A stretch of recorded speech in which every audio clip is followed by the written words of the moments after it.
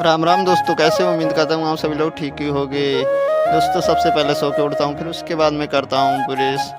Brush करने के बाद दोस्तों अब चल देता हूँ कपड़े चेंज करने के लिए। दोस्तों, कपड़े चेंज करने के बाद में मैं निकलता हूँ घर से।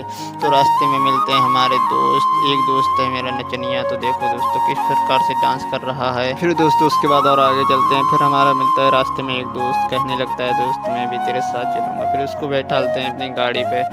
फिर उसके बाद में गाँव की गलियों से होते हुए चल देते हैं मंझोला के लिए। और दोस्तों रास्ते में पड़ता है गुरुद्वारा। गुरुद्वारा को या प्रणाम। फिर उसके अगले चल देते हैं। फिर तो रास्ते में पड़ती है जोशी कॉलोनी।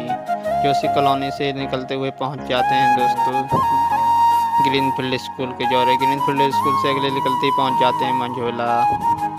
मंझोला पहुंचने के बाद में दोस्तों हम छोड़ देते हैं अपने दोस्त को। फिर पहुंच जाते हैं अपने इंस्टीट्यूट में, जहाँ जाते हैं कोचिंग।